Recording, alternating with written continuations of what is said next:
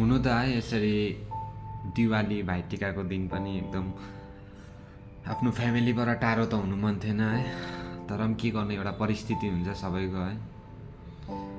सबैजना नै अब घरमै बसिरहेर पनि हुँदैन, के कुछ त गर्नै पर्यो है जब जन्म लिइसकेपछि। अन्त धेरै नै है याद आइरहेछ घरको। अन्त आज भाइटिकाको दिन पनि है एकदम सबैलाई सम्झिँदै है यतिकै दिन पनि बितिसक्नु आँट्यो है। अब आजको दिनमा साथ नभए पनि है नेक्स्ट टाइम आउँछ फेरि फर्केर है दिन। अब त्यही भन्दै है मनलाई शान्ति राख्दै है के गर्नु, अब धेरै टाढो भइगयो गाउँघरबाट है। पहिला पो गाउँघरमै हुन्थ्यो है, मजाले इन्जोय गरिन्थ्यो। अन्त एकदम केहीको टेन्सन न टेन्सन, गाउँघरमा हुँदा यस्तो हुँदो रहेछ कि फेरि केहीको टेन्सन है, खालि इन्जोय गऱ्यो है, मजा गऱ्यो है।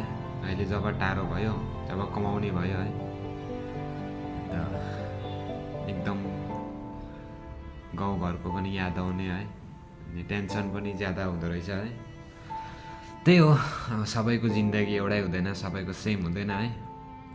आउँछ जिन्दगीमा लाइफमा दुःख सुख है सबैको, एक न एक दिन टाढो हुनैपर्छ। अन्त एकदम धेरै याद आइरहेछ है।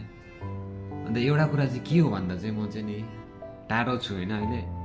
जब म पैसा कमाउँथिनँ नि क्या हो, गाउँघरमै हुँदाखेरि पैसा कमाउँथिनँ है म। अन्त अहिले यहाँनिर पैसा कमाउँदैछु म। पहिला म गाउँघरमा हुँदाखेरि 5-10 मिनटको बाटो बाइकमा जान्थेँ है। अन्त यहाँ चाहिँ ठिक उल्टा भइरहेछ, पैसा कमाउँथिनँ म त्यति बेला र पनि बाइकमा जान्थेँ 5-10 मिनटको बाटो पनि। यहाँनिर ठिक उल्टा भइरहेछ, आधी घन्टाको बाटो हिँडेर जाँदैछु म है। कमाउने भइरहेको छु तर पनि हिँडेर जाँदैछु। जिन्दगी भनेको चाहिँ यस्तो हुँदो रहेछ है। जबसम्म म गाउँघरमा थिएँ है एकदम खुसी थिएँ, एकदम सबैजनाको कुरा सुन्दै है। भविष्यको बारेमा केही सोच भन्ने आएको पनि थिएन है जिन्दगीको बारेमा गाउँघरमा हुँदा। जब म टाढो भयो है एकदम यस्तो रहेछ जिन्दगी है, यसरी बिताउनु पर्ने रहेछ भनेर याद आयो है।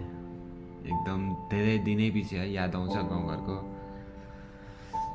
फ्यामिलीको है। तर पनि के गर्नु, अब परदेशी भइगयो, गर्नै पर्छ है, एक न एक दिन निस्किनै पर्छ। त्यही हो, सबैजनालाई ह्याप्पी दिवाली है। धेरै मिस गरिरहेको छु आफ्नो फ्यामिलीलाई पनि।